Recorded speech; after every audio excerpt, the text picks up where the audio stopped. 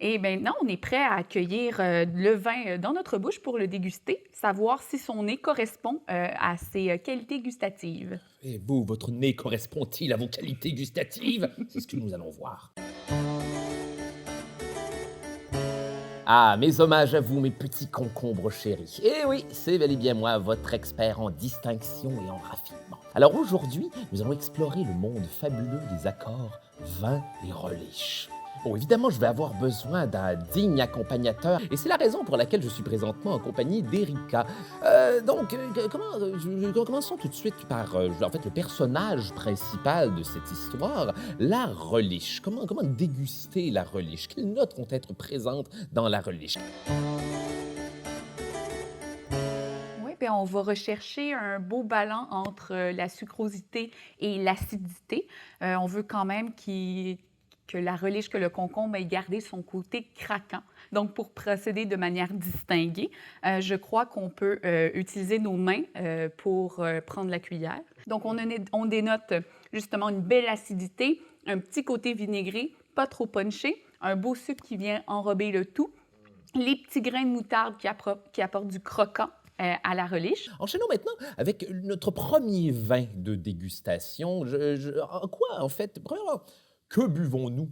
Si vous me le permettez, pour commencer, je vais peut-être aborder le sujet sur comment déguster un vin. Donc, premièrement, on veut apprendre à connaître ce vin avec le premier nez. Donc, sans brasser le liquide, on va venir respirer une bonne puffée de ce petit nectar. Donc, à savoir s'il est gêné, donc dit fermé, ou s'il est ouvert, donc il a envie de nous parler. Une fois que c'est fait, on va venir aérer notre vin. C'est-à-dire en le shakeant de façon circulaire, si je ne m'abuse. Et maintenant, on est prêt à accueillir le vin dans notre bouche pour le déguster, savoir si son nez correspond à ses qualités gustatives. Et vous, votre nez correspond-il à vos qualités gustatives? C'est ce que nous allons voir. Donc, qu'avons-nous ici? Un succulent tartare. Oui, tartare de bœuf avec notre dite relish. Donc, pour l'accompagner, j'ai choisi un vin d'Autriche. Donc, les vins dits nordiques sont très tendance en ce moment. J'ai bien hâte d'essayer ce petit vin, moi. Donc, au nez, on peut retrouver encore une fois le petit côté animal qu'on avait aussi, pardonnez-moi, qu'on avait aussi sur le Nebbiolo. Donc, on sent encore des épices. Il est un peu plus fermé, par contre. Je pense qu'on pourrait se permettre de le laisser aérer. Ça pourrait être un bon moment pour le carafer, entre autres. Donc, il serait plus apte à nous parler. Donc, là, en ce moment, il est encore un petit peu gêné. Donc, souvent, dans des recettes de tartare, on va retrouver des cornichons, donc des petits pickles. Mais on m'a dit que c'est un choix éclectique que d'ajouter des cornichons dans un tartare. Pourquoi? Bien, là, dans ce cas-ci, on a mis la relish au lieu d'y intégrer des cornichons. Souvent aussi, on va avoir tendance à ajouter de la moutarde dans le tartare de bœuf.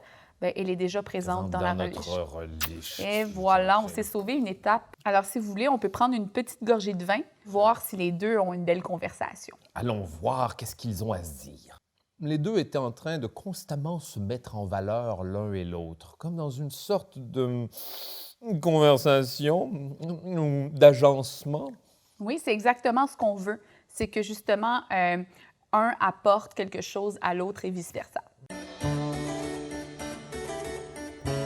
Et voilà, une seconde plus tard, nous voici maintenant face à un autre assortiment de vins et de nourriture. Donc, pour accompagner le plat de pâtes, donc c'est des pâtes petits pois verts, on a des asperges, une ricotta au citron, à l'ail et à la relish, donc tout en fraîcheur. J'ai choisi de rester en Italie sur un soivé 100% Garganega. Donc, ce vin-là va être un peu plus rond, mais on va y donner quand même des petites notes de citron qui va bien se marier au citron de la ricotta.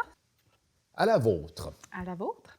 Je suis simplement estomaqué. On dénote bien les notes de relish, mais c'est pas omniprésent, donc ça vient juste complémenter le plat. Puis encore une fois, on a cette belle discussion, je trouve, entre le vin et nos pâtes. Et nous voilà une fois de plus en fin de repas devant une délicieuse tasse complémentaire de relish digestive. Merci Erika de nous en avoir appris un peu plus sur les infinies possibilités viticoles relatives à la relish. Ça fait plaisir.